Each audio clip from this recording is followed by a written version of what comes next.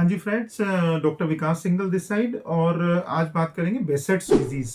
बेसेट्स disease और बेसेट्स syndrome, ये इस तरह की डिजीज कंडीशन है जहाँ पर एक तरह से ओरल अल्सर्स और genital ulcers and ocular manifestation यानी आईज से रिलेटेड प्रॉब्लम, जहाँ तीन प्रॉब्लम्स इकट्ठी हो जाती हैं। जहाँ पर ओरल अल्सर्स यानी मुंह में छाले पड़ना, या जेनिटल अल्सर्स यानी आपको जेनिटल्स में मेल या फीमेल, मोस्टली मेल्स में रहती है। और ये प्रॉब्लम जो है वो पहले ऐसा माना जाता था कि मिडिल ईस्ट में ये प्रॉब्लम ज़्यादा होती थी, बट अभी हमारे पास ही बेसेट्स डिजीज़ के तकरीबन 10-12 केसेस हैं इंडिया से। तो हम कह सकते हैं कि एशिया में भी ये डिजीज़ जो है काफ़ी प्रेवलेंट हो गई है।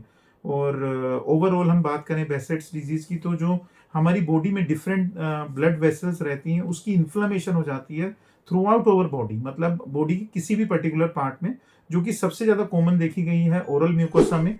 ओरल म्यूकोसा में जिस टाइम पे प्रॉब्लम्स ज़्यादा क्रिएट होती हैं, उसी टाइम पे हमें ये पता लगता है कि ओरल म्यूकोसा में प्रॉब्लम है। और साथ में जेनिटल्स जो एक तरह से एरिया रहता है, चाहे वो मेल पार्ट हो या फीमेल पार्ट हो, तो उसमें भी अल्सर्स जो हैं या सोर्स जो हैं वो हमें दिखाई देते हैं।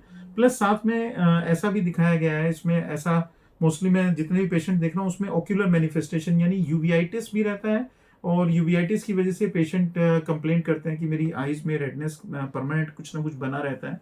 इसी तरह से अगर और भी मैं इस तरह के सिम्टम्स की बात करूं, तो जो मतलब हम लोग बात करते हैं कि आईज का रेडनेस है वो कंटिन्यूस बना हुआ है, जेनिटल अल्सर्स हैं, डॉक्टर ठीक नहीं हो रहे हैं, और एचएसवी भी टेस्ट जो है वो नेगेटिव आ रहा है। इवन देन जब मालूम पड़ता है तो बहुत सारी चीज़ों को जब कंबाइन करते हैं तो मालूम पड़ता है कि एक्चुअल में this is a case of बेसेट्स disease. तो डिफरेंशियल डायग्नोसिस करना थोड़ा टफ रहता है, बट होम्योपैथिकली मैं जितने भी केसेस में इस तरह से डील कर रहे हैं हम लोग, और this is quite a rare disease. And इसमें जितना भी अभी काम हो रहा है होम्योपैथिकली, मेरे पास 2-3 पेशेंट्स तो ऐसे हैं जिन्होंने मेरे को बोला है कि जेनिटल अल्सर तो टोटली ठीक हो गए हैं, माउथ अल्सर्स टोटली ठीक हो गए हैं, और जो यूवीआइटिस था उसमें रिमार्केबल इम्प्रूवमेंट होम्योपैथिकली हमें मिला है। तो बेसेट्स डिजीज का जो भी एलोपैथी में ट्रीटमेंट करते हैं डॉक्टर, मोस्टली उसमें स्टीरॉयड बेस्ड ही ट्रीटमेंट रहता है।